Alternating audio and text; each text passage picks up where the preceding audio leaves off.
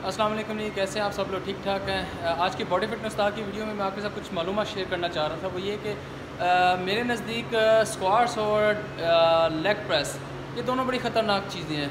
ख़ास तौर पे मेरे नज़दीक सबसे ज़्यादा ख़तरनाक चीज़ है वो है लेग प्रेस। वो क्यों इतनी ख़तरनाक है उसकी मैं वजह आपको बता देता हूँ। और लेग जो बैक स्क्वाट है वो इतनी ख़तरनाक क्यों नहीं है वो मैं खैर आपको इंशाल्लाह किसी अगली वीडियो में बताऊँगा।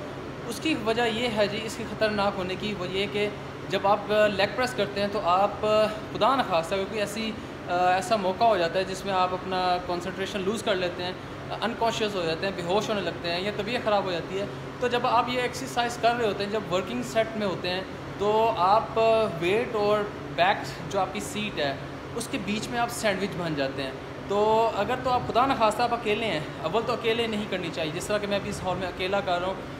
चूँकि मैं अल्हम्दुलिल्लाह थोड़ा सीनियर हूँ, शायद कंट्रोल करना आता है, लेकिन अगर सीनियर होने के बावजूद भी मैं ये नहीं कहता कि मुझे इंजरी नहीं आ सकती, मैं भी खुदा न खास्ता फंस सकता हूँ। उसकी वजह ये है कि जी अगर आप इसमें फंस जाते हैं, अगर आप अपना कॉन्सेंट्रेट लूज़ करते हैं, तो उसमें क्या है कि आप वेट दोनों के बीच में सैंडविच बन जाएंगे। जब सैंडविच बनेंगे तो आपका हिप ऊपर की तरफ उठ जाएगा और आपकी लंबर स्पाइन जो है वो जो कि नीचे से हिप में अंदर बाहर की तरफ निकल रही होती है, उसमें एक ट्विस्ट आ जाता है अंदर की तरफ, जो कि वो अगर आप मुसलसल वेट आपको प्रेशर कर रहा है ऊपर की तरफ, तो वेट आपको प्रेस करता जा रहा है जिससे आपको इंजरी होने का खतरा है और आपका निकलने का कोई रास्ता नहीं है। आप बीच में फंस गए हैं और इसमें कोई निकलने का कोई और रास्ता हो नहीं सकता जब तक कि आपका कोई हेल्पर ना हो।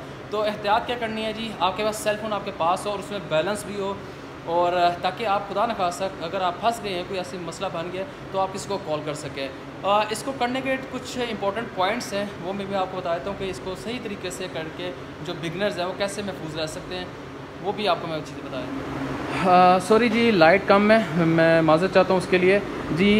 फ़र्ज़ कीजिए अगर आप यहाँ पर लेटे हैं तो आपका नी और टो, आपका पाँव का रुख और घुटने का रुख एक लाइन पर होना चाहिए।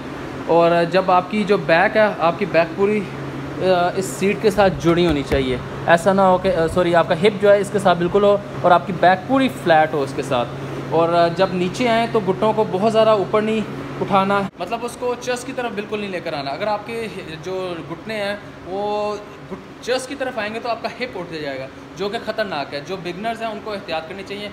तीसरी चीज़ ये कि इसकी जो मोशन है वो बड़ा स्मूथ होनी चाहिए, तेज़ नहीं करना चाहिए। अगर आप जितनी तेज़ी से ऊपर जाएंगे तो वेट जाहिर है उसने ऊपर से नीचे भी आना है, जो कि ग्रेविटी का अगेंस्ट काम कर रहा है। तो जब वो नीचे आएगा तो आप अपना जो है पावर लूज़ कर सकते हैं। आप अपने लेग्स में वो पावर नहीं होगी जो आप में एक प्रेसिंग के टाइम होती है।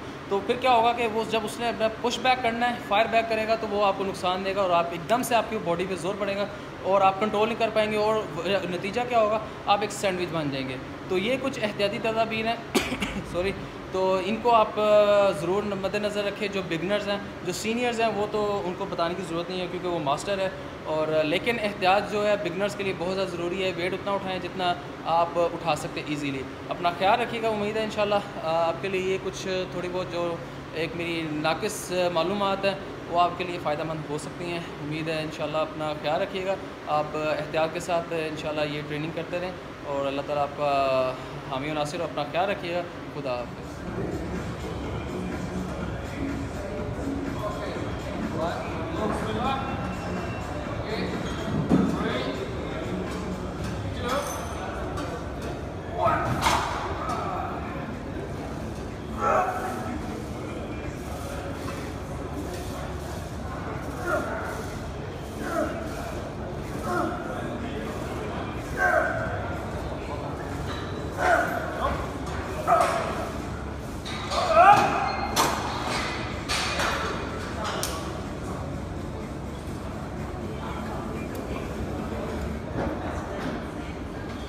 Now you are in my video.